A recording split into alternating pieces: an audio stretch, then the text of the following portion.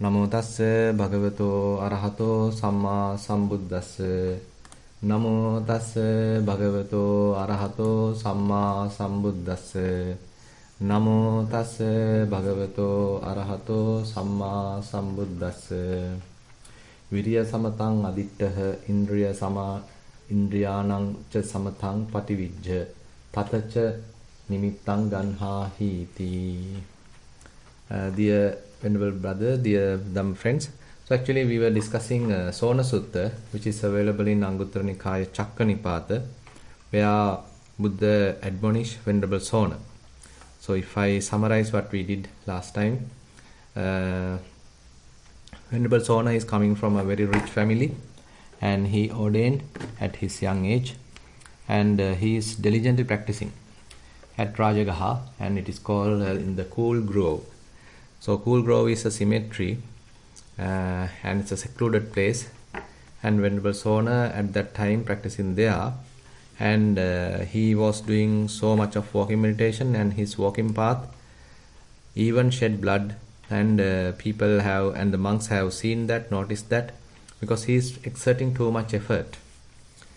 And similarly he was later thinking, now I am one of the diligently practicing monks, but nothing could achieve so far. I am one of the Blessed One's most energetic disciples. Yet my mind has not been liberated from the taints by non-clinging. Now, liberation is something that those diligent practitioners are anticipated, but yet he couldn't achieve it. There may be various other his friends, colleagues have already attained, but Venerable Sona unfortunately couldn't achieve it. Now he was thinking disrobing because he did his best, but nothing has happened. And he was thinking to disrobe, and after becoming a layperson, since he is from a rich family, he can spend some money, wealth, and even enjoy senses, and again do some meritorious deeds as well. Now this was the thought going on in his mind. So fortunately this was noticed by the Buddha, who was in Rajagaha, in the Vulture's Peak, and then Buddha immediately appeared in front of Venerable Sona, and he is presenting a very interesting simile. He is talking the simile of a lute. So he is asking if the threads of the lute would be too tight, will it provide the proper sound? Then Venerable Sona say no. So if the strings were too loose, will it provide the proper sound? Then again Venerable Sona mentioned no. Then if it is properly or moderated manner, if it is tightened, not too loose, not too tight, won't that produce the proper sound? Then Venerable Sona accept yes, so that if it is properly tuned, not too tight, not too loose, then only it will produce proper sound. So Buddha used this as a simile and admonished, therefore Sona resolved on a balance of energy. Now you need to balance your energy, achieve evenness of the spiritual faculties, and take up the object there. Viriya samatang adittah indriyanancha samatang pativijja tatta cha nimittang ganhahi. Now this is very important, like we discussed last time in length. There are 5 faculties, spiritual faculties: saddha, viriya, sati, samadhi, panya, and those faculties are to be balanced. Saddha has to be balanced with wisdom, panya, and then viriya, the effort, has to be balanced with samadhi, the concentration. This whole purpose, this whole equilibrium is maintained by or supervised by mindfulness, the sati, that is lying in the middle.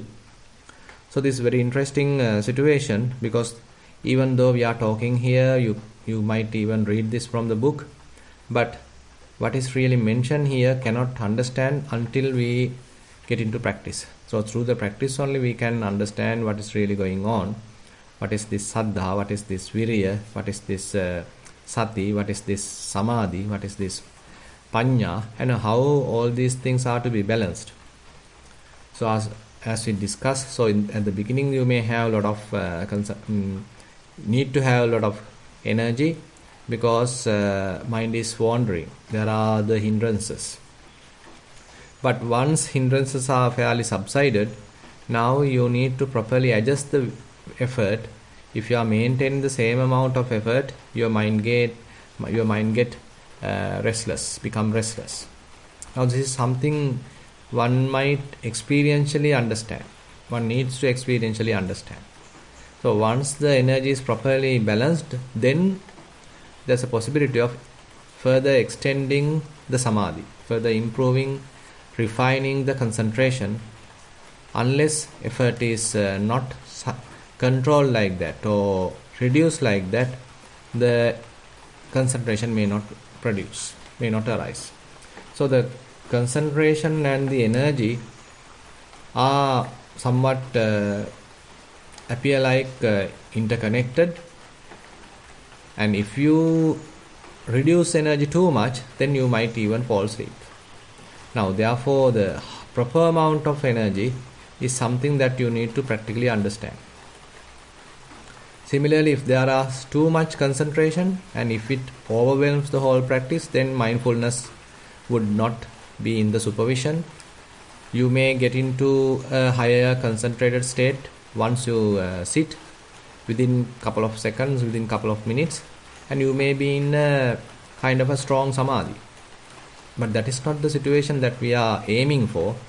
So everything has to be balanced, not that samadhi overwhelm or samadhi overpower the whole situation. So if we are giving too much emphasis to samadhi, then ultimately what happens is, so we are expecting mind to get concentrated once we sit, and we consider that as the success of our practice.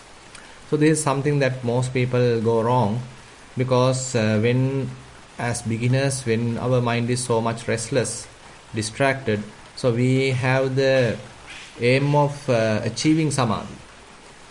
So once samadhi is available, we think, so that is the goal. I mean, I was in a really puzzled, really restless state, but now it is concentrated, it is so blissful, so nice, wonderful. So that would be the ultimate goal. So we are very much like samadhi driven. But once some amount of samadhi is available, then actually we need to start developing wisdom, practical wisdom. So that actually requires only a necessary amount of concentration, not overwhelming amount of concentration. And when someone achieve this balance, then Buddha mentioned, now only you can properly recognize the meditation object. So whatever you are mindful, to whichever you are now focused, so that has to be properly investigated now. So that investigation will provide the proper results or proper information, how it behaves, the way truly as it is. So then only you may get on to the level of wisdom. So wisdom also has to be balanced with the faith. If you don't have faith, then the path is fairly dry, and sometimes you find fault with yourself, find fault with others, and cannot be with the others, cannot tolerate situations, because the lubricant of the saddha is lacking. So therefore, the saddha and the the wisdom are to be balanced. Now, after Buddha admonished Venerable Sona, so then Buddha left, and after he left, Sona started practicing properly, and now he is not putting too much energy, but only the necessary amount of energy, and he concerned about this equilibrium, balancing of the faculties, and now he continues his practice, and with less time, no time, actually he was able to attain arahantship. Now after attaining arahantship, so Venerable Sona thought, let me go to the Blessed One and declare final knowledge in his presence. Now this is in a way kind of a gratitude based activity, because once he become an arahant, because he now understood, what was a mess I was in.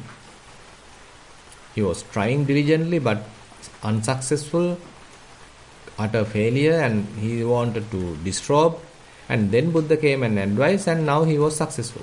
Now you can imagine how even an arahant, a foremost arahant in this sasana, has had that kind of a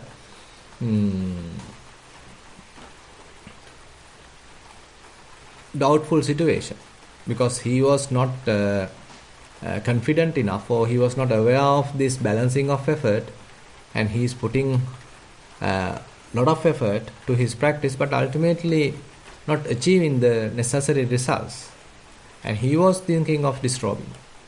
Now these kind of things can happen to anyone, because sometimes we are too much effortful, sometimes we are lack of effort, and sometimes we are too much faithful, and sometimes we are forgetting about the faith, we are only trying to develop wisdom. So it's a kind of a path that we need to carefully manage, because otherwise we don't know at which point that we may lean on to a particular side. So that is why the mindfulness is quite important, where mindfulness will show us, okay, which part is lacking, which part is weaker, and which part is excessive. So keeping mindfulness in the forefront is extremely important. Mindfulness is the one fully aware of the whole situation. So time to time we need to reflect about the state of the mind. Accordingly, you have to adjust whatever the items, whatever the faculties are to be adjusted. Now you need to attend depending on the information that we are getting through mindfulness. Now after Venerable Sona approached Buddha, he actually, without immediately telling that I am an arahant now, he actually very beautifully explained how an arahant would behave in a different manner. So this is very interesting. So nekkammadhimutto, pavivekadhimutto, abhyapajjadhimutto, tanhakkayadhimutto, upadanakkayadhimutto, asammohadhimutto. Now these are very interesting areas.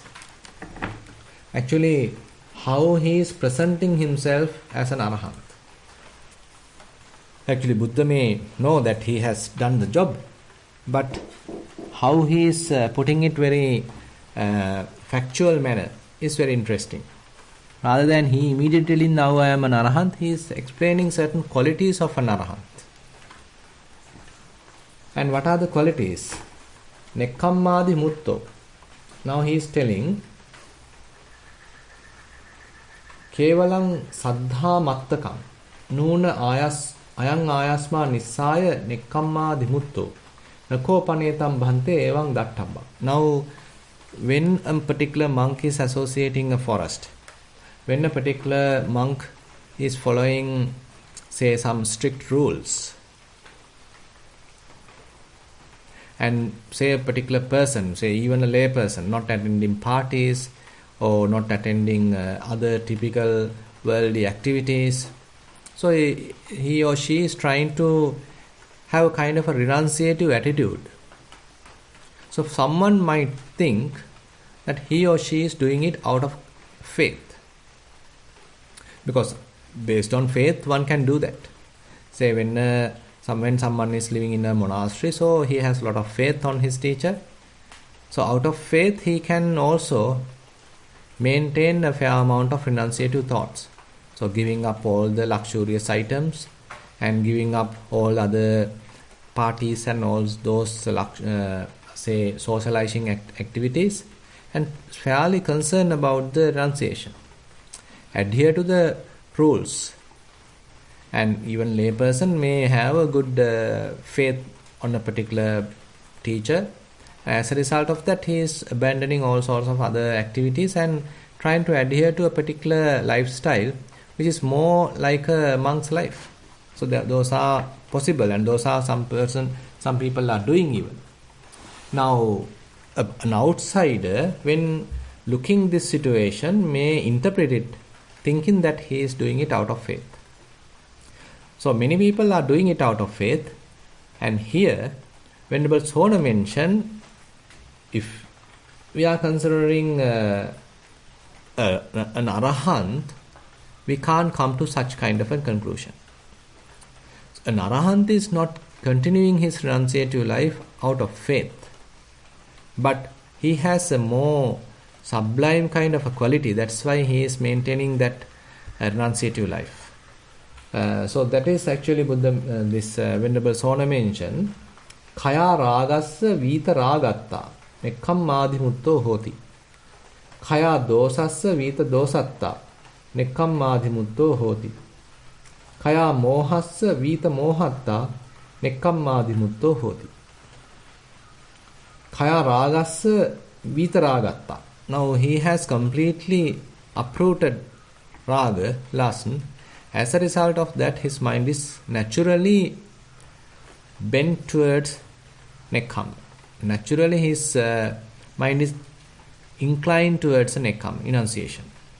Now he doesn't need to forcefully do anything or just hanging on someone or a particular ritual or particular custom for the renunciation or for the side of renunciation. Rather, since his mind is completely rid of lust, completely free from hatred, completely free from delusion, his mind automatically inclined, determined towards renunciation. So that is why very interesting, sometimes certain monks, before they attain, so they even disrobe. And then again sometimes they come back and come to the sasana. They again become a monk. So there is a very interesting story called Hattiputta Sariputta Sutta, where one venerable called Hatti Sariputta, so he disrobed 6 times, again and again, but ultimately he again come back and then he become an arahant, and now he is not going to disrobe. Now the monks were asking, are you not distrobing this time? Then he said, I am not interested of the lay life now. So that's very interesting. I mean, how our minds are working in a way. So still not satisfied in the monk's life, now they are thinking of disrobing. But after disrobe, again not satisfied in lay life, again coming and becoming a monk. And ultimately, once they are confirmed, once the Raga Dosa Moha completely uprooted, now it's automatically no point of going to lay life. They are now adhering to the monk's life because lust, hatred and delusion is completely uprooted. So it becomes a kind of a natural behavior then. Now, so Venerable Sona explained this to Buddha, telling that if a particular venerable is thinking that this so-called monk, so-called arahant is being in the sasana, spending or continuing his monk's life out of faith, it can't be so. It is not, has to be known like that. Rather, he is spending renunciative life because he is completely free from hatred, completely free from lust, completely free from delusion. And the next point he is mentioning, Labha sakkara silokang nuna ayang ayasma nikamaya mano pavivekadimuttoti nako panetam bhante evang tattabba.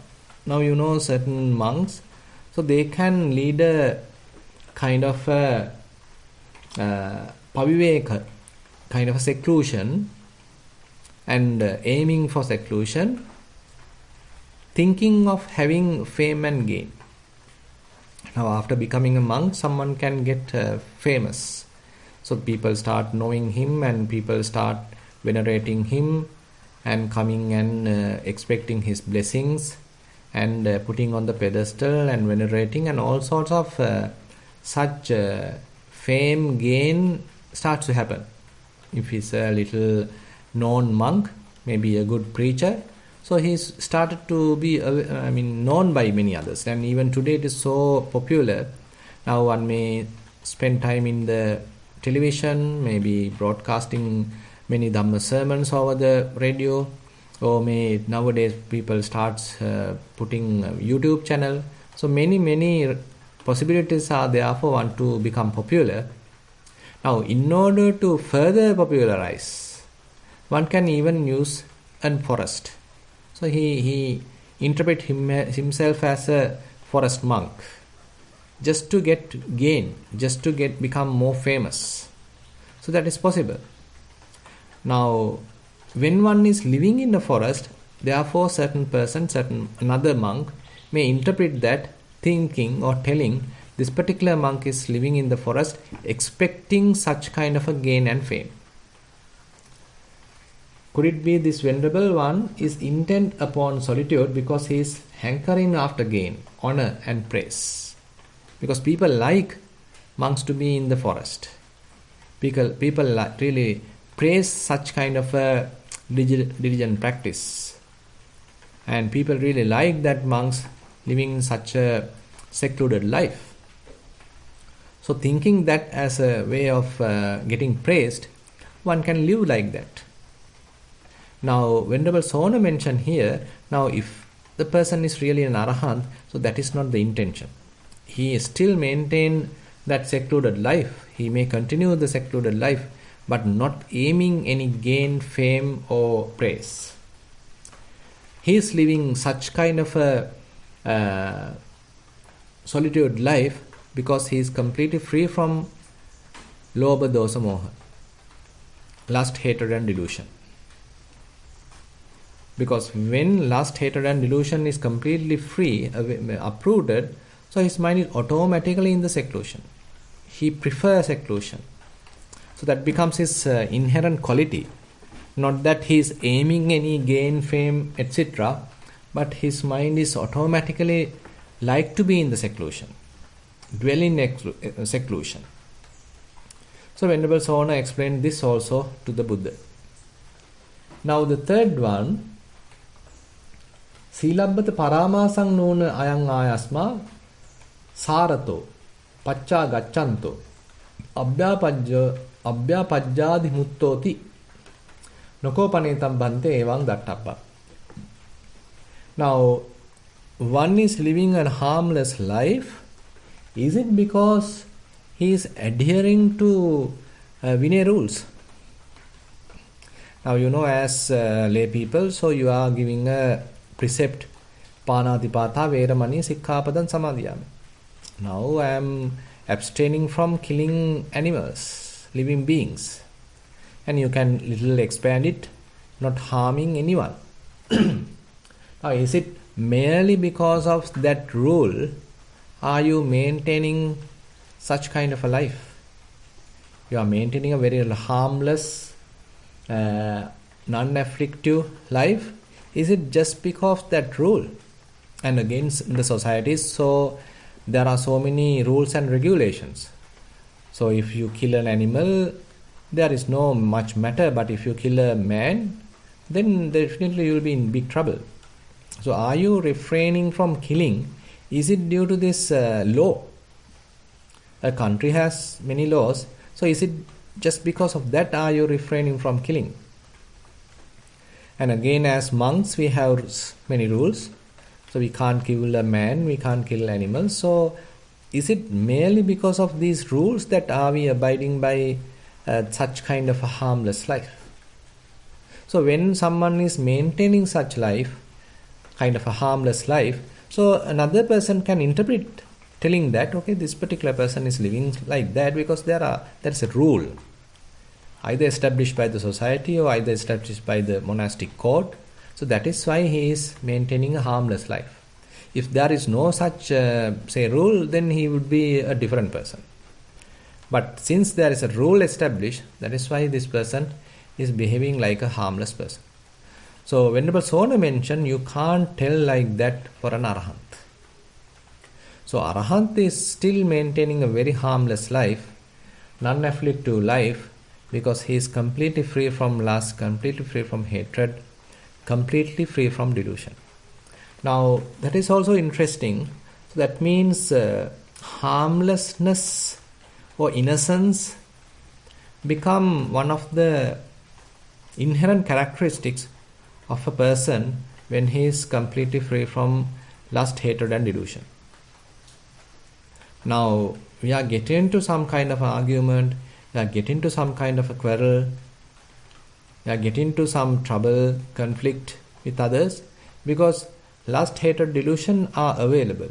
So they are promoting various other defilements, sort of agitation, restlessness, frustration, resentment, anger, and all sorts of defilements are promoted, and ultimately we can't maintain an innocent life. We can't maintain a harmless life. We get into a lot of conflict with others. But if the roots are not available, lust, hatred, delusion, those roots, unwholesome roots are completely removed, then his mind is completely become harmless, innocent. So then his way of life is completely a harmless life. It is not even necessary to have any societal law, any law, regulation established by the society, even if there is no such law. Even if there is no such monastic code, still this particular monk will live a very harmless life. Now, monastic code, many rules, Vinaya rules are needed, are required, and again rules and regulations in the society are required because people are prone to this kind of conflicts. People are prone to quarrel, arguments, because internally they are burning. Internally a lot of frustration is available. And this burning happens because of lust, hatred and delusion. But when an arahant is considered, so he is maintaining a different situation. Now all the roots are not available. As a result of that, so his way of life is completely free from any kind of a argument, or we can say any kind of a quarrel, any kind of a conflict with another person.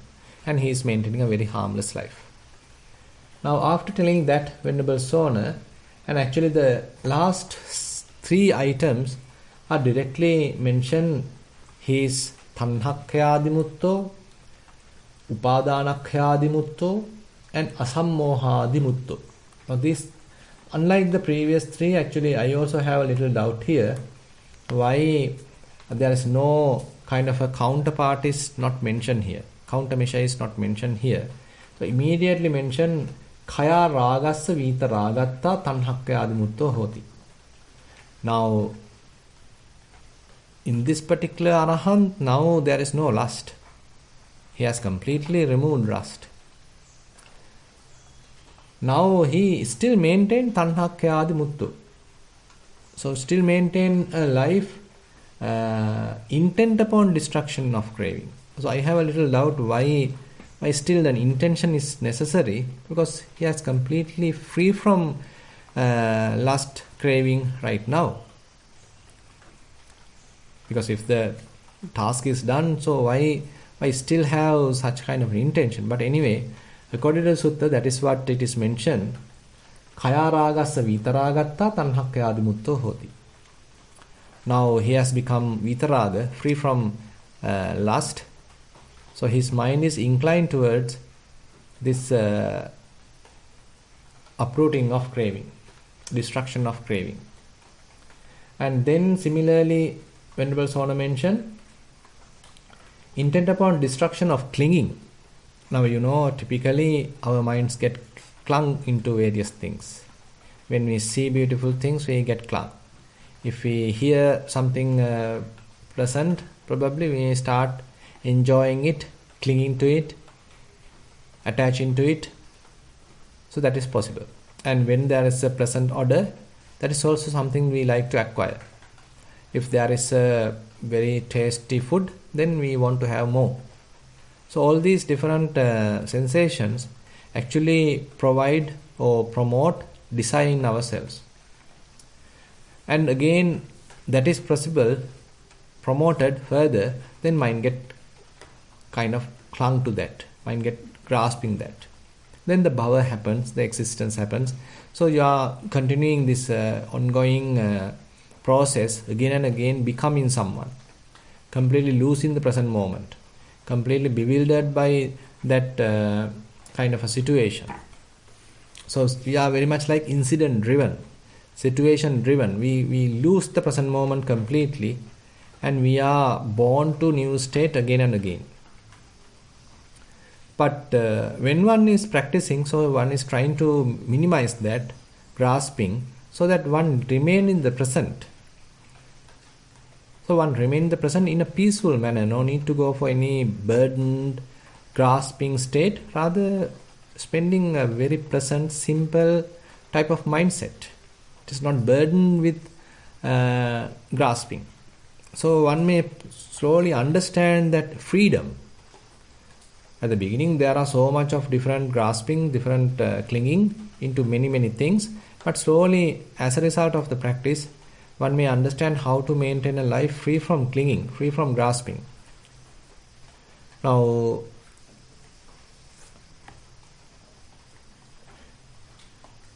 so that attitude, upadana khyadi muttu. Now, one has that attitude. Now, somehow I need to remove this upadana. So, mind has that tendency.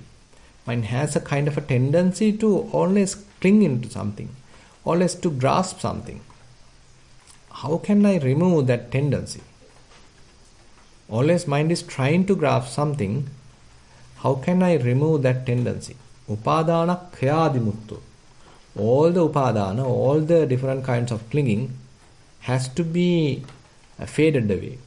So that is his wish. So with that wish he is now trying to accomplish. And once he become an arahant, so it is completed. So it is mentioned upadana khyadi mutto because his mind is now free from hatred, free from lust, free from delusion. Here also I have little doubt why, if once it is accomplished, why he is still maintaining that kind of a attitude. Because if you can remember when we were discussing Kajjaniya Sutta, there Buddha mentioned very beautifully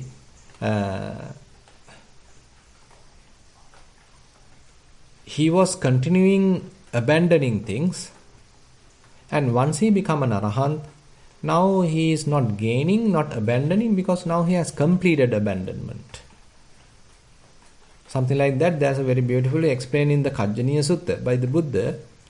So at the beginning he is interested of letting go because the grasping happens. Once he become an arahant, so that letting go process has completed now, successful.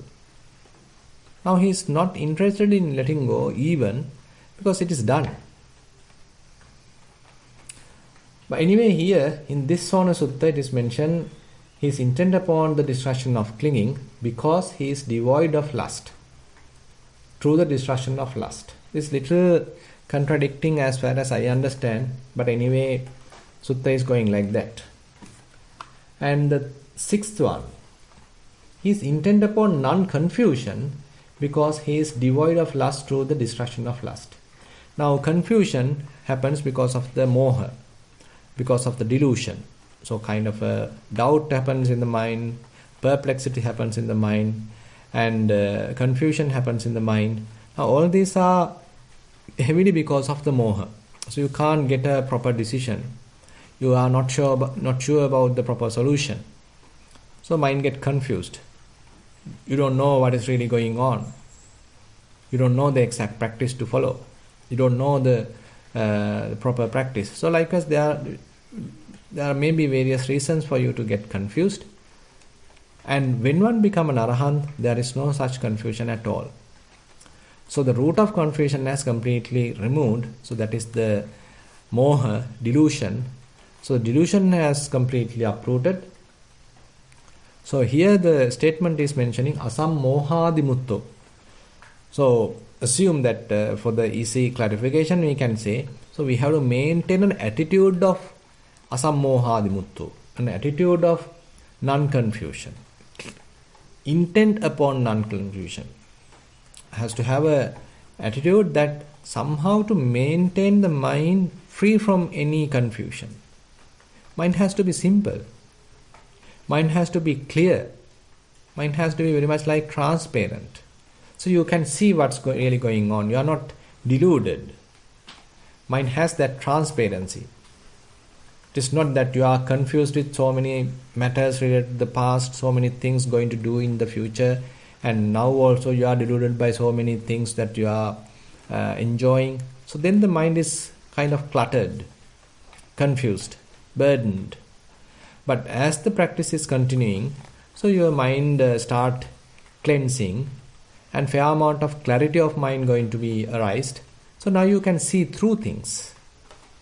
You can see even the defilements arising in the mind. So that is a good thing. I mean, defilements are still there, but you know, you are not deluded by that. Defilements are coming and going, but you are maintaining your integrity. You are maintaining the sort of stable mindset. So that is where the non-confusion is available. So always, therefore, one has to have kind of an intent towards that, kind of an inclination that I should maintain my mind in non-confusion. Because sometimes we may understand, okay, now things are messed up. Okay, I can't get up early today, so I can't do my daily practice today. Okay, I missed the bus today, I missed the train today, so I forgot my whatever the necessary thing today. So things are getting messed up on certain days. So these are kind of regular experiences time to time we can have. So on those days we feel confused. Things are not in order, and we can't answer a particular question properly. We can't think about the proper solution because mind is somewhat deluded. But the intention has to be there to maintain a non-deluded mind, non-confusion. So in the statement here, Venerable Sona mentioned, Kaya ragassa vita ragatta asammohadimutto hoti. Since this Arahant's mind is completely free from lust, now he is free from confusion. Since his mind is completely free from hatred, his mind is free from confusion. Since his mind is completely free from what you call the moha, delusion, his mind is completely free from confusion. It's very much like, interpreting the state of the mind of an Arahant from different angles. Now, after telling all these six, now we are coming to a very interesting area, how he further explains an Arahant mind. Now this is very, very interesting part. Evam samma vimutta chittassa bhante bhikkhuno busachepi chakku viඤ්ඤaya rupa chakkussa apatang agaccanti nevassa chittam pariyadiyanti amissī katamevassa chittam hoti thitang anejjappattang vayanchassānupassati.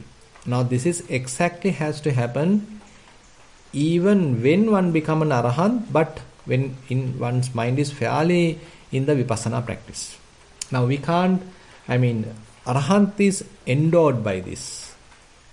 So his mind has to be in 100% every time, every day has to be like this. But on the other hand, if we consider vipassana practitioner, he time to time may experience this kind of a situation. Now, what is the situation? He very beautifully explained by Venerable Sona. Evan samma vimutta chittassa bhante. Now he is referring to Arahant, a particular bhikkhu who is perfectly liberated in his mind. Busa chepi chakku viඤ්ඤaya rupa. Now so many powerful visible forms are encountered by his mind. Encountered by his eye. Now you can see he is not simply talking about kind of a situation where one is always closing his eyes and maintaining a very secluded life, not engaged with anything. But he is talking that his eyes may encounter so much of things. Very powerful forms cognizable by the eye. Busa chepi chakku viඤ්ඤaya rupa. The term busa means very powerful, very strong sights. So typically if you see that, a normal person see that, a worldling see that, he will get overwhelmed by that. Suppose while you are walking on the street, see there are various very attractive sights available. So a normal person get immediately attracted there, start delighting with it, thinking about it, taking a photo, and thinking more and more about it, what he has seen. So this is where the mind get bewildered. the same situation. That means an Arahant is going through, so all this information is coming to his eyes as well, but not to the mind. Nevasa chittam paryadiyanti. Now, even though eye has seen all these troublesome, very powerful kind of forms, his mind remains calm in that sense. Do not obsess his mind. He is not going to proliferation. Now, obsess happens only when one starts proliferation. He starts thinking, starts thinking from the past, thinking in the future, imagining, rumination, and ultimately get obsessed. Now, if an Arahant is considered, so there is no such kind of an obsession going on, even though he see such kind of a powerful sight. Amissikata mevasa chittang hoti. Now the chitta, the mind is remain unmixed, not at all affected. Mind was maintaining its integrity. Even though eye has seen many distractive things, but the mind remains unaffected. And titang, mind is maintaining its steadiness, stillness. Mind is unwavering. Titang, anenjappatang. So mind is imperturbable, like a rock. Even though the strong wind is coming, the rock is quite stable. So actually Venerable Sona gives that simile later. Vayanchassanupassati. And he can see that whatever the forms passing away. Now he is not picking any of those. He is not being overwhelmed by what he has seen. Instead he can see what he has seen is slowly passing away, quickly passing away. Now this is very interesting way of interpreting the the operation of an Arahant mind, where his mind remain calm, remain without obsession and not affected, steady, imperturbable, and whatever the object encountered, he see that it is passing away. And Venerable Sona repeat it to the other faculties as well. That means to the ear faculty, nose faculty, tongue faculty, body faculty, and the mind faculty. Now, even when one is being blamed, now it has happened many times. Now, Buddha sometimes go on Pindapata, so some person start blaming. Certain monks start going on village Pindapata, so people start blaming. And sometimes even they being praised by the kings, by the merchants. So the praise also sometimes overwhelming. But when the Arahants are considered, when praise happens, when blame happens, still they remain, their minds remain calm, quiet, still, steady, not mixed with all this what is being heard.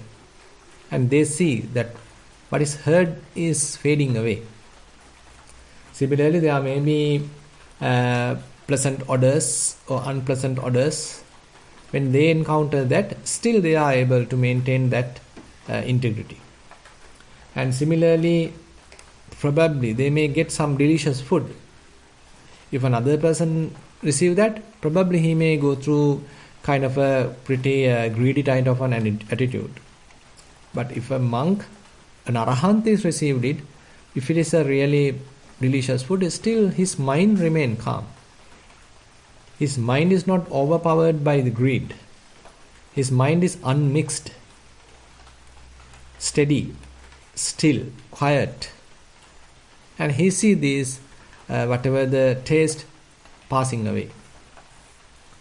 And there are various sensations happen in the body, and those also come and go. And if those are quite pleasant sensations, if those are not kind of unpleasant sensations, still the mind of the Arahant remains steady.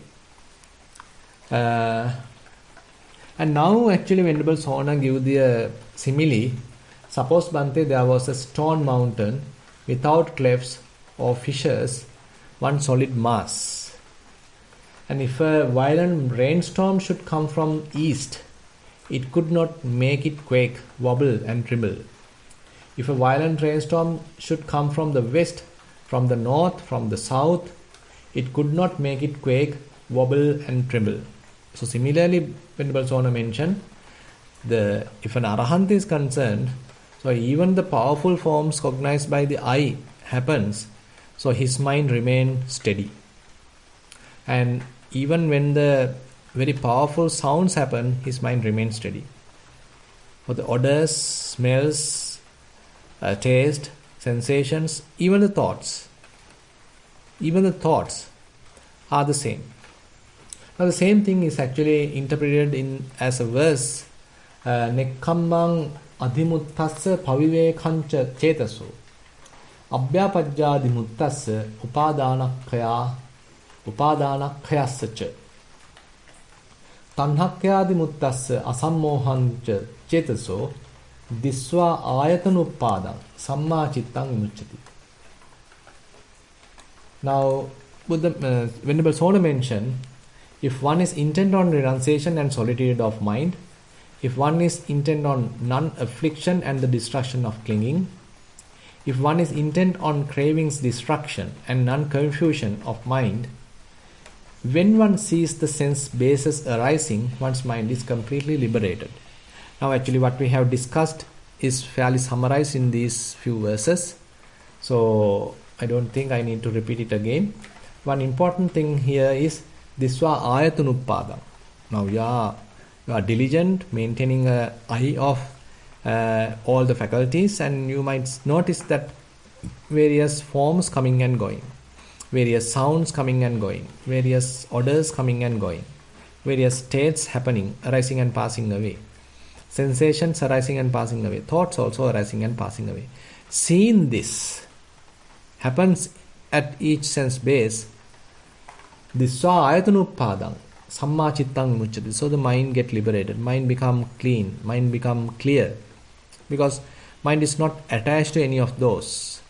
So those are very much like triggers, but triggers come and go, but the mind remain quiet. Tassa samma vimuttassa santachittassa bhikkhuno katassa patichayo natti karaniyang na vijjati. Now Venerable Sona mentioned, so that particular Arahant who is having a very peaceful mind, completely liberated, there is nothing more to do, nothing further to be done. Karaniyang na vijjati. So you can't, there is nothing more to increase. He has fulfilled the task. And last verse, Selo yatha eka gano vatena na samirati. Evang rupa rasa saddha gandha passacha kevala. Ittha dhamma anitthacha nappa vedenti tadino. Titan chittang vipamuttang vayanchassanu passati. Now here, when Sona very beautifully mentioned, this verse is very beautiful. Selo yatha eka gano vatena na samirati. Like a solid rock, not stirred by the wind. Similarly, the rupa, various forms, saddha, various sounds, gandha, various odors, passa, various contact, and any of those external sense bases, rupa, saddha, gandha, rasa, pottabba, dhamma, even though they are happen, it could be either ittha dhamma or anittha. That means either they are quite pleasant ones or quite unpleasant ones. You know, when we consider rupa, saddha, gandha, rasa, so those can be either pleasant or sometimes unpleasant. Both extremes can happen. But nappa vedinti tadino. So this particular Arahant is maintaining his stability of the mind. Titang. So his mind is still. Chittang vipamuttang. Mind is liberated. Vayanchassanu passati. He can see how things are passing away. So this is how it is summarized at the end of the sutta. So actually this ends the sutta. Sona Sutta is a very beautiful one. So how one has gone through various kinds of ups and downs in his life, spiritual life, and ultimately was able to balance the faculties and become an arahant, and how very beautifully he presents his understanding to the Buddha. So with that, I like to conclude today's Sutta teaching session. Now I like to open the session for questions. Thank you, Bhante. Sadhu, sadhu, sadhu. So if anyone has any questions, you may raise your hand, or you can also submit them via the chat.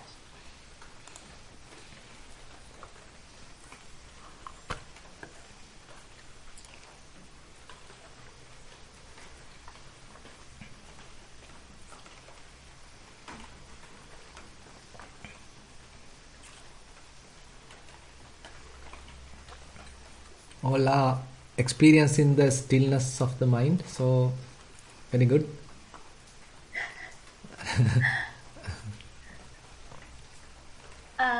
Well, so I guess, Bhante, while we wait, were you able to look into last week? One of the participants had a question about whether we could further discuss whether jhana was necessary for wisdom to arise. Yeah, actually what I thought was, Jennifer, to start a series of suttas with respect to that side.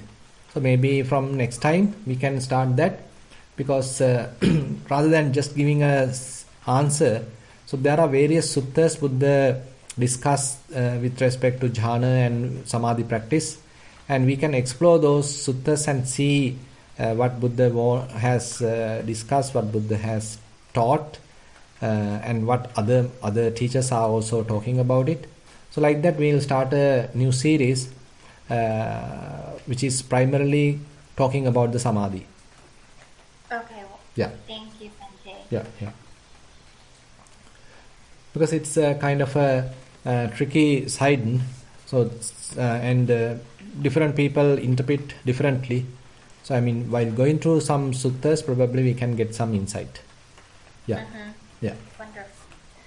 Okay, I'd like to invite Sohani to ask the first question.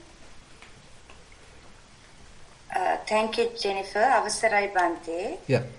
My question is, now we do face lots of situations that require us to, or is expected us to take decisions. Mm-hmm. Now, for example, I had to face a situation. It was actually a death of a dog in the family. But I knew when the situation was bad, that if there was nothing to be done, and that it'll pass, and just do do nothing. Yeah. However, there is a lot of criticism at those situations from the others to do something. So at that point, now the mind. At the beginning, my mind was fairly still, in the sense, this is life.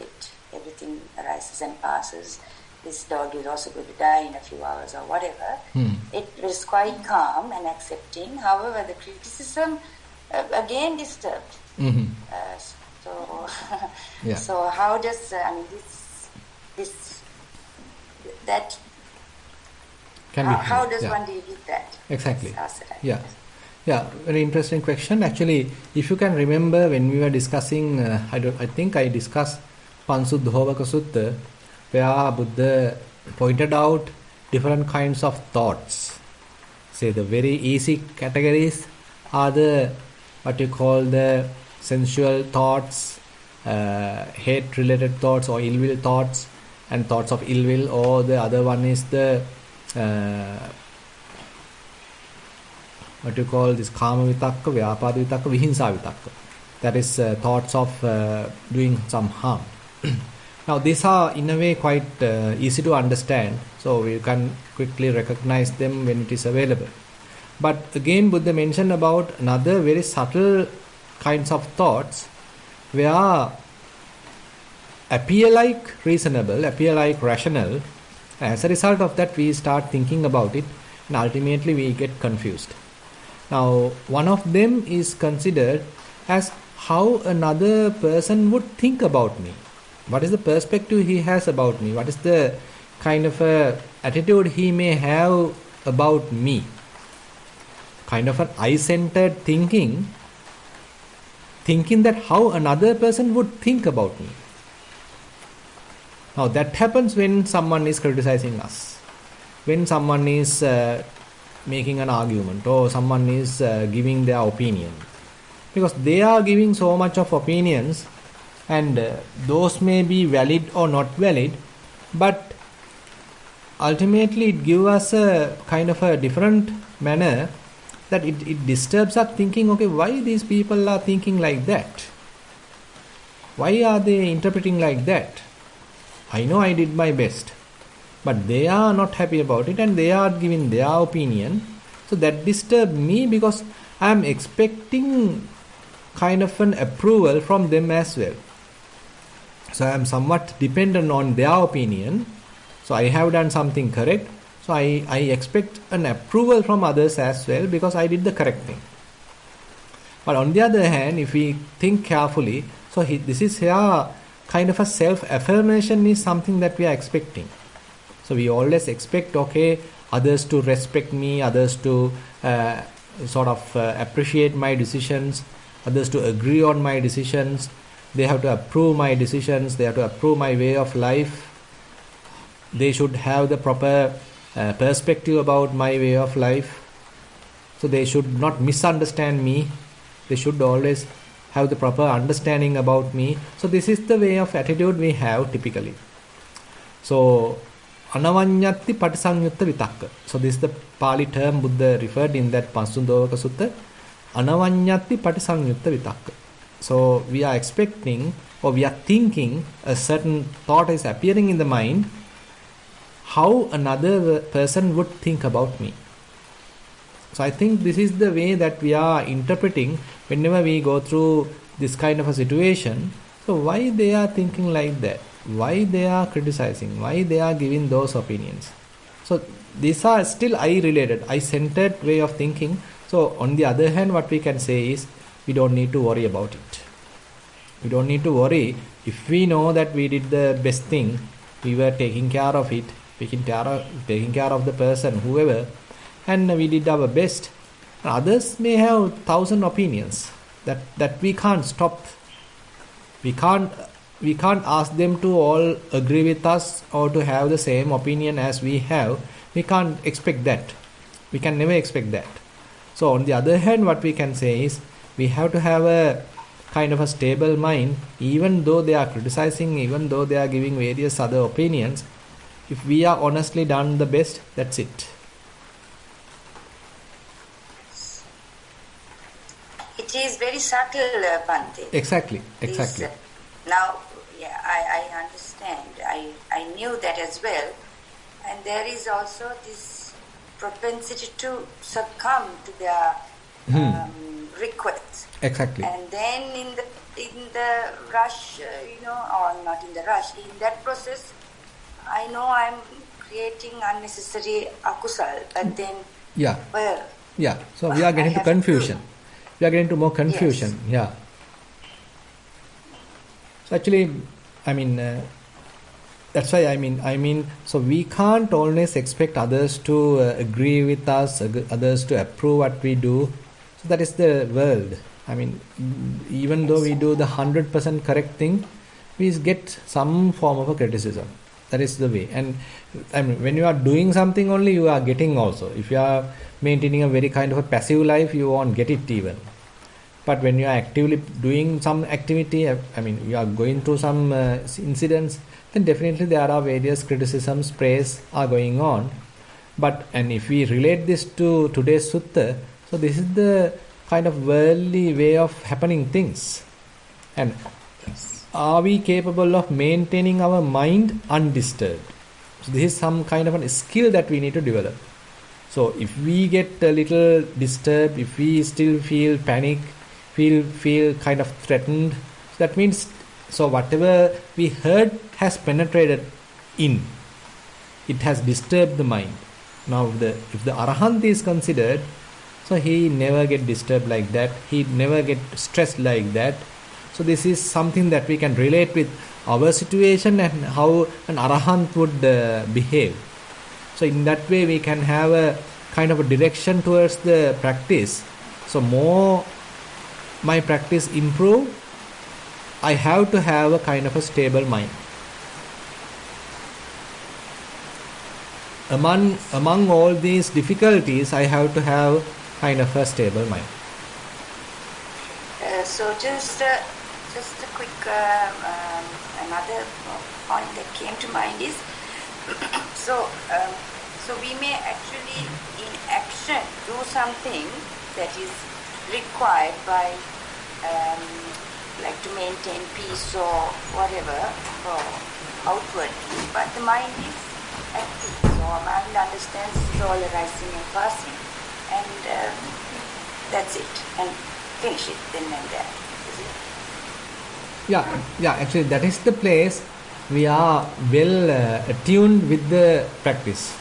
Now, we can't achieve it every time, but when the mind is fairly equipped with wisdom, so it is well attuned with vipassana practice, vipassana knowledge is properly available in the mind, so then actually mind can handle it. It is not taking that into the mind, so mind remains quiet, mind is not disturbed. So time to time we may encounter that kind of a very stable state of mind. So that indicates, okay, this is the state I need to continue, I need to have, I need to improve, sustain. Sad. Thank you. Yeah. Thero Samai. Frankly, I have a question. So there's, the 4 foundations of mindfulness. Are there certain situations, circumstances, or conditions that where it would make more sense for us to focus on a particular foundation of mindfulness versus just being aware of whatever comes to mind? I didn't really get to your question. Jennifer. Yeah, so my question is, in 4 foundations of mindfulness, we can be aware of the body, feeling, mind, and Dhamma, right? But when or in what situations is it more appropriate for us to focus on just one particular foundation of mindfulness versus just being aware, or versus being just aware and whatever comes to the mind, whether it be any of the 4, that we are aware of kind of everything.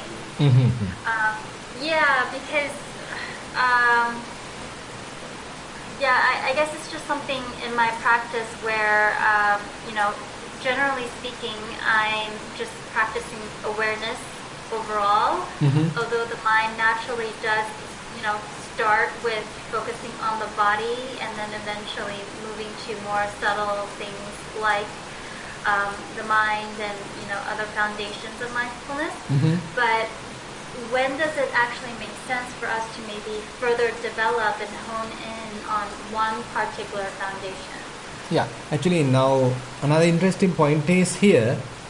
Now when you develop either any of these foundations of mindfulness, ultimately what you are going to experience is non-clinging. So that is the aim. That is the aim of the practice, to touch this non-clinging state of mind, just to expose to this non-clinging nature of the mind. Now mind is not associating anything, now mind is not clinging on to anything. So anissita anupadana. And once you have that, it doesn't matter whether you came through that through kaya anupassana, you achieve that through vedana anupassana, you achieve that through citta anupassana or dhamma anupassana. Ultimately where you reach is the mind which is free from clinging, and then that has to be kind of developed, that has to be cultivated, that has to be maintained as much as possible.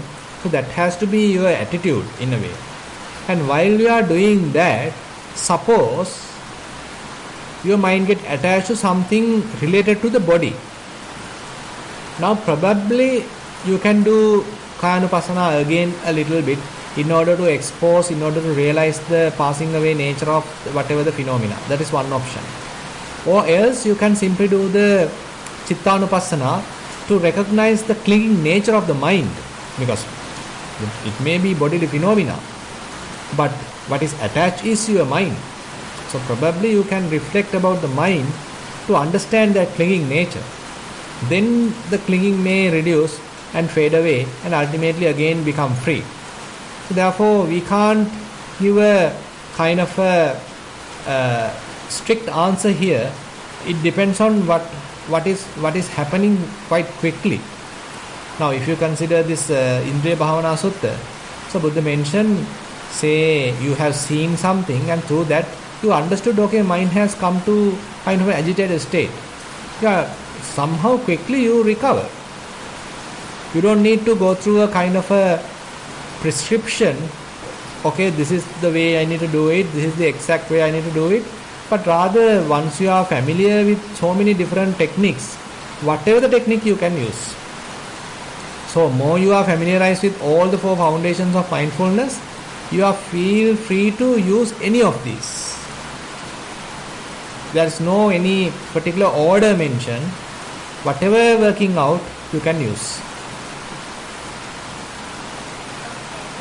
Yes, I guess part of the root of my question is I noticed that probably the mindfulness I'm feeling is my weakest part, and it's not quite as noticeable to me versus the other ones.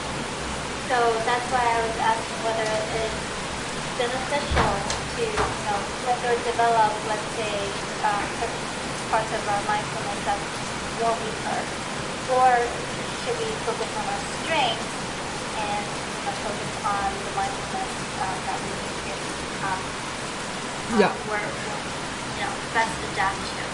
Yeah, actually, I mean, if we are not familiar with a particular one, now say mindfulness on, now actually sometimes we don't need even to go to Kayanupassana and Vedananupassana if we can handle the thing through the mind.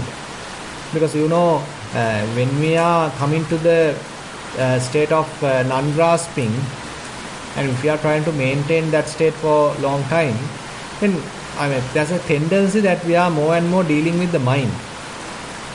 So we may get into the clinging state because of a feeling. And it doesn't mean that we always have to look at that feeling and recover. Rather, you can recognize how mind has clung into that feeling and how mind can be released. Therefore, I also don't think that we have to master Vedananupassana every time in order to release the mind. If you can look at the mind and you can understand the burdening nature, kind of confused nature, attached nature of the mind, and you are now aware of that, and you are not promoting that, you are not promoting any thoughts related to that, now slowly again the mind gets released. So there is no a particular reason available that you need to only look at the feeling and sort of release that. Okay, thank you, Bente. Yeah. Quite clear. The focus and intent is trying to get to the non-clinging and Yeah. Thank you very much. I'd like to invite you to the next question. Thero Bente. I was thinking about the question and your answer regarding previously about self-talk, and I was thinking, should one look at your mind at that stage and see why one reacted, or why one reacts to praise or to criticism? Is it because I took this as being me, this I am, this is myself? So this I thought might have good opportunity to tell consciousness that to train the consciousness to be like that arahat mind.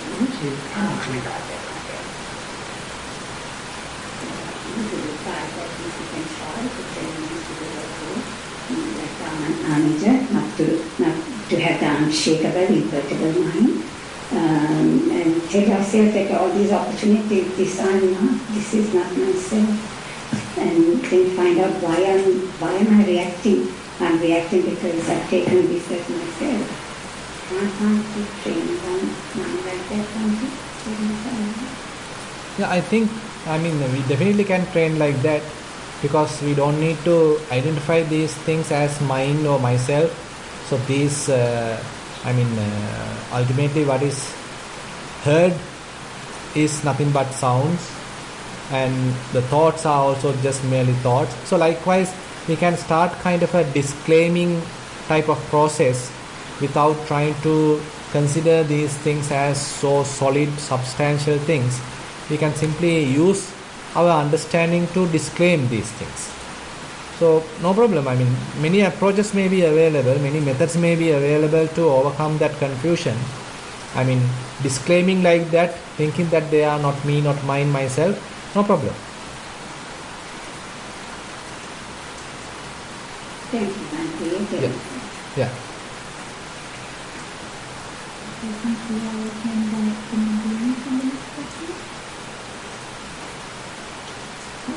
Thank you, Jennifer. Actually, it is a follow-up of Jennifer's question to you.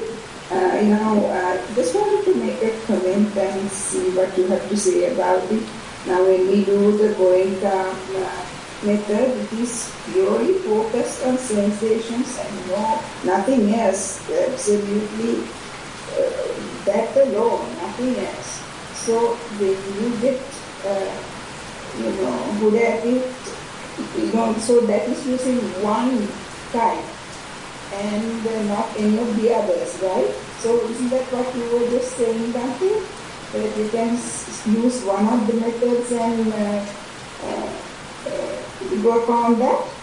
Yeah, actually I want to tell that not only this method available, but many methods are available. Looking at many the methods are available. Yeah, as you said, on certain methods, so they are emphasizing on a particular method. But as we know, Buddha has mentioned 4 satipatthana, 4 foundations of mindfulness. So therefore, we can use any of those. Either we can look at the body, either we can look at feelings, or directly we can look at what's going on in the mind, various states of the mind, and maybe how thoughts arising in the mind, and how certain hindrances are available in the mind, or even say, as we even discussed today, how all these things are happening at the sense basis. Now say, for example, when we hear something, so it happens at the ear base. So rather than looking at the mind, probably you can keep your attention at the ear base and see how the sound arising and passing away, and how the knowing, the triggering part at the ear arising and passing away. So that likewise many methods are available. We don't need to stick to something or only use one particular method.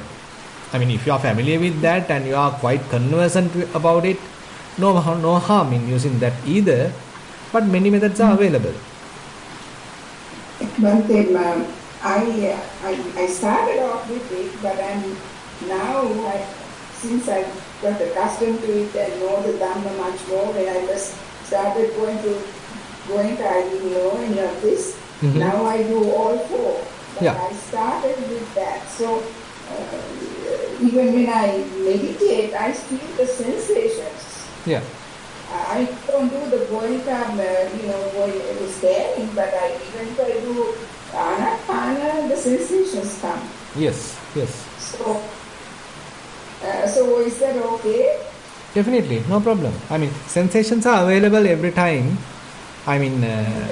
So either you are giving the emphasis to these sensations, or either we are giving to the emphasis to the knowing mind, or different defilements available in the mind. So it depends on our practice. So we don't need to stick to a particular area then 4 are available.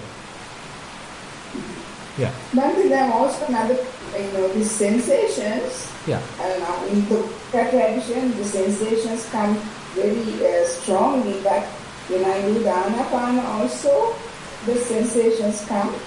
Now, is that this, the Piti Sutta sort of thing, or what is the difference? Now, can you repeat the last statement? Is that because of the Piti Sutta of meditation? Yeah. That also possible. Because, Anapanasati produce Piti Sukha and actually that is Piti Sukha belong to Vedananupassana. So can you remember the Anapanasati Sutta?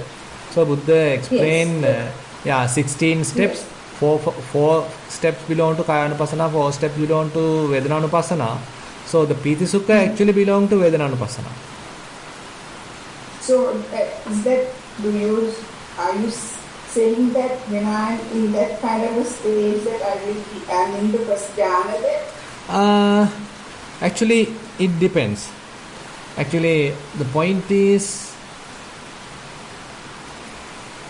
say you are maintaining your attention on breath, and again you are sustaining your attention, and you are experiencing piti and sukha, and mind is also become one-pointed, and you are fully aware of the state. We can interpret it as a jhana, no problem. But on the other hand, certain teachers doesn't agree because they want to get absorbed. Now, say you are practicing Anapanasati, but still assume that you are not experiencing the nimitta.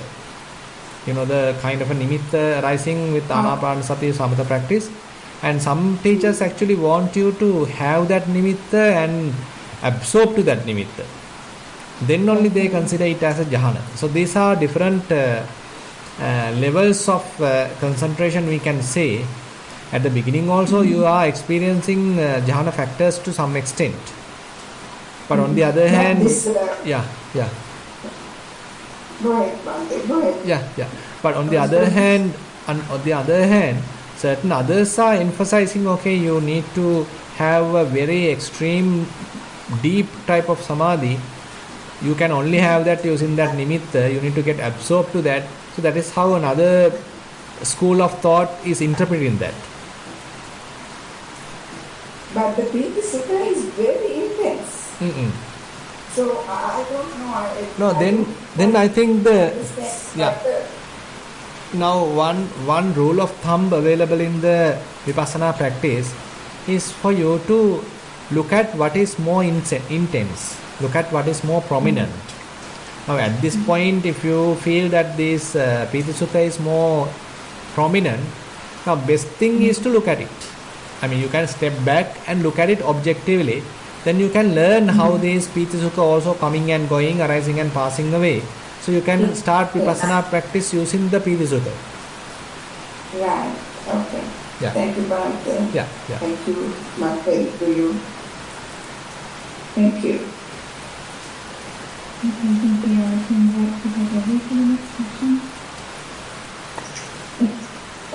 Thank you very much. Bhante, now when you spoke about the 4 foundations of mindfulness, so ultimately, Bhante, we try to come to that stage where we are just in a stage where we are watching the mind, which is unperturbed. Is that right today? Can you repeat? Once we go through the stages of the 4 foundations of mindfulness, yes, our ultimate goal is to look at this mind which has now settled and is not clinging to anything or enjoying anything or anything like that, but it is just a peaceful, calm mind. So exactly. That's what we are aiming for. Exactly. That is what I also emphasize. So irrespective of whichever the method you are using, our objective is to maintain a non-clinging mind. Anissitocha viharate nachakinchi loke upadiyati. Say, sometimes Buddha mentioned Anissito anupadano sato bhikkhu parippaji. without getting associated with anything, without clinging on to anything, mindfully the monk is living his life. So this is the kind of objective we have to have. So the tools we are using are maybe Kayanupassana, Vedananupassana, Chittanupassana, Dhammanupassana, but they are merely tools. Yes. They are merely tools. Yes. Yeah.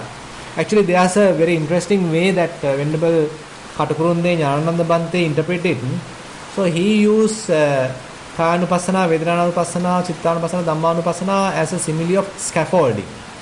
You know, when we are constructing a building, we are using scaffolding to construct it, because yet the building is not completed. But when the building is completed, what are you going to do?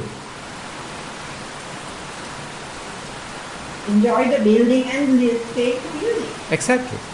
Are you going to stay on the scaffolding? So that is what he is telling. So this scaffolding are very much like the Satipatthana. So they are necessary. They are extremely necessary to build the building. And once the building is finished, you need to live in the building, not on the scaffolding. The building is where Anissita Anupada. So the mind free from clinging, free from attachment. So that is the building. Now we need to live there. Yes, yes. So we use these other tools, whatever tools are and whatever comes are. Yeah. Then we reach that level, they are to come to that level, they are very peaceful state. Yeah. Would that be right if I said that? Yes. I mean, what the result is peaceful, definitely. Has to be. Yes. So that we should try to bring to our daily life. Of course, it's very difficult because we are in the daily life, but we at least when we do the meditation, we experience that which, so we can at least see that our mind is peaceful even at some stage. Yes. Even if it's meditation only. Yeah, definitely. So that's a temporary. That temporary release mind. That temporary release mind is something that we need to cultivate. We need to make it abundant. Yes, that's right. Yeah. Sometimes, occasionally, it does come when especially when you go to retreats and all and come back. That's even when we are just sitting down, that state comes in briefly and goes one day. That is when we have done a lot of meditation, but when we don't, it doesn't come. Yeah, maybe. That is how I mean. Sorry, once they continue. Yeah.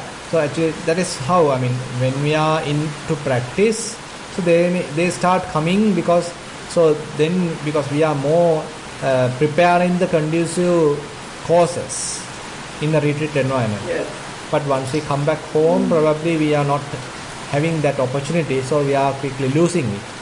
But slowly, as we continue our practice, even at home we start maintaining that, experiencing that. So likewise, the practice is growing. And the other one comment I wanted to tell, lay people must say, the lady spoke about the family dog and whether it's a family, like a child, a family dog, or it's a child, so we have to, we can't only put our Buddhistic ideas because it belongs, the other rest of the members also like to give their view. And because we have to balance the family life, but we are not living in a monastery. Sometimes, in this country, they talk of euthanasia and all that, and people don't like to see that their dogs suffering. So that euthanasia is suggested by the vet Bhante. And why should we allow a dog to suffer, Bhante? I mean, these are. I like your opinion. Yeah. I like your opinion on that. I mean, it's difficult. It's difficult to say approving euthanasia. It depends on your attitude towards that. Because now the thing is, there is a fair amount of karma also going on. Now say, if there is huge amount of karma accumulated and at our death moment, say if we have to suffer, and if can we implement euthanasia to get rid of that karma? But I hear what you're saying, but to see like the family dog suffering a lot, it's very hard for everybody, when they can go peacefully and leave, because if they have a terrible tumor or something, and they're suffering or they whatever, we don't know, I'm just taking an example, or some terrible painful thing, then isn't it peaceful for them to go with a nice little injection to put them to sleep? How about if after the death, if it is going to a more difficult state? How you know that he may be get into a more peaceful state after death? But Bhante, when they are, especially animals, and they when they are suffering, they must be having a lot of distress.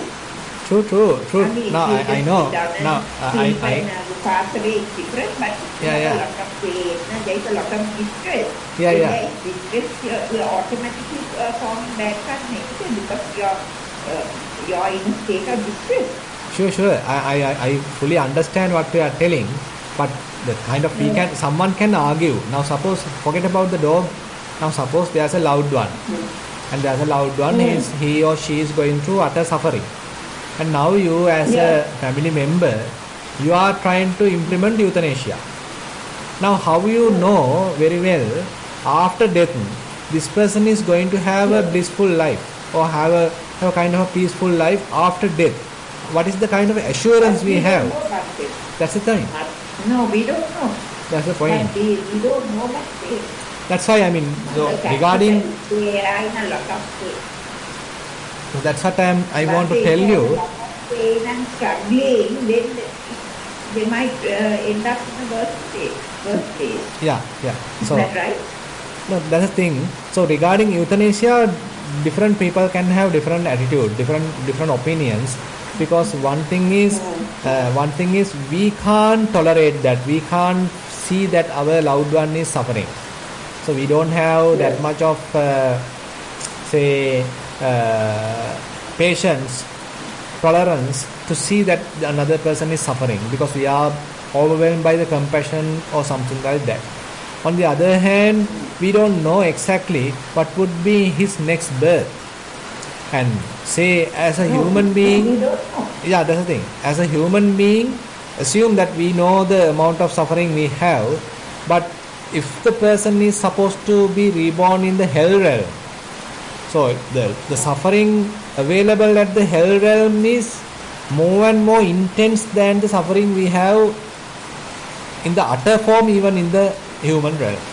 So therefore, even though we are trying to give euthanasia, isn't it allowing that passing away person to have that intense suffering after the death very early than he is supposed to have it? So one can interpret, one can argue like that. So therefore, regarding euthanasia, there are different ways that one can interpret. So it's true that I am quite considering, I am a little disturbed why my loved one is suffering, so I want to have him a peaceful death. But we only see the this life. We only see a very narrow area of the picture. We don't know the big picture. No, we can never know about it. Yeah, that's the thing. But of course, now in this country, euthanasia is legal, and people can choose to have euthanasia, but they even human beings. In this part of the world, so I think they are having a terrible disease. They can sign up for that. It's nothing to do with their loved one. Yeah. So that's the thing.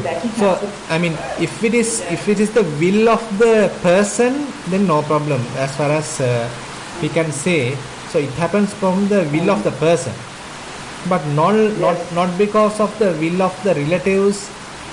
Or then it's very difficult. These are some controversial points.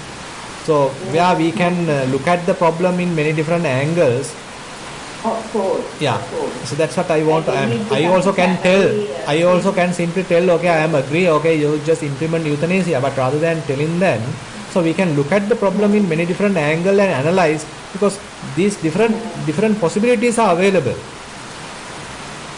Yes, of course, Bhante. Yeah. But when it comes to family things, what I was trying to make a point is that we have to balance our life, Bhante, because it's a family thing. Yeah.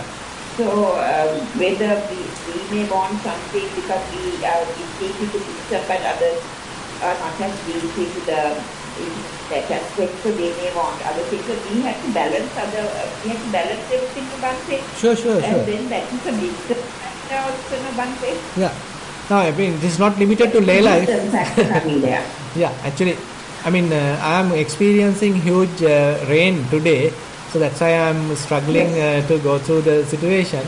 So, by the way, Yes. I fully agree with your argument, and it is not only related to the lay life, it is common to, the monk's life as well. It is common to all human beings.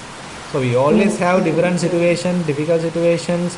We have to balance, and we have to look at all the possibilities, and so, and we can't say we only have a single solution. There may be many solutions available. Yeah. Yes, we have to look at everybody's. We have to balance it and then do it peacefully and calmly. But whatever we are doing, because we can't limit only our views. Because we are deep into the Buddhism. That's what I'm trying to say about it. Yes, definitely. Because the Lokohamdu also says, people go to the retreat and then we go home and then we are saying, being critical, saying others are not doing the way they are doing. So he used to say not to mind our own business. Because of that, we just look after our beliefs and our way of life. But we have to balance the family life one day. Sure. That's why, it's always have the opportunity cost. Yes, Bhante. So that's how it is, it's very difficult. Yeah. Because we have a community living. There is community living, Bhante, the lay life. Yeah, even in the monk's life, we have the community. We are living today at Nissarana, about 40 monks are there, and more than you, we are in the community. Yes, I know, Bhante. We only have the family. We all have a very large community. Family. Exactly.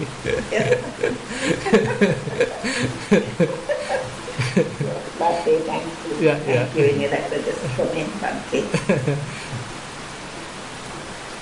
And Simi, did you have another follow-up question? Yes, please. Following up from what this lady was saying, because of the family, we have to look at everybody, what their opinions are, their needs are, and then make a decision. And I felt that would be very hard to do, because if 5 members in a family have 5 different opinions, that's going to create more problems, I think. I think one has to make up their own mind. According for a Buddhist, the following Buddhist, make up their own mind according to the Dhamma. It says that you still maintain a sila and samadhi, therefore, and through your prajna, with all these sutras and everything, the monk is teaching us those are lessons to learn. Because in my family, I have 5 children and so many grandchildren and in-laws. But if I go to listen to everybody, I think there will be chaos. So I listen to everybody. I don't argue. I listen to everybody and make up my own mind. For instance, December, I have a choice of joining my family for Christmas. They're all Christians. I'm going to put this in the family. But I have decided to go to Perth if I get a place in the retreats.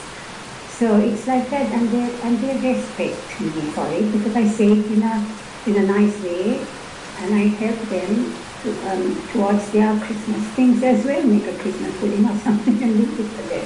So I think that way, I think one has to look after oneself, your own needs, because you're the one who has to die. When you die, you have to die alone with what you've done. So I felt like adding that. Thank you, Vanaya. Yeah, definitely. I mean, different people can give different opinions. Ultimately, if we are the ones going to get the decision, so we may have our own opinion also, and then we can look at all these different opinions, possibilities, and weigh the situation, and then we get a decision. And that also may get a lot of criticisms, because whatever the decision always have pros and cons, so we can't have the perfect solution sometimes. It always have pros and cons, and that is the condition life. So we can't have a perfect situation in anywhere, because it is so kind of an impermanent, unsatisfactory nature. It is kind of inherent to this whole conditioned world. But depending on the situation, depending on the circumstances, we may take a decision and we continue. That's it. I mean, that's all we can do at the moment. Yeah. I think we can wind up the session today. We have spent 1.5 hours discussing Dhamma, going through some interesting Sutta, and had a nice discussion. And with that, actually, we were able to accumulate some merits.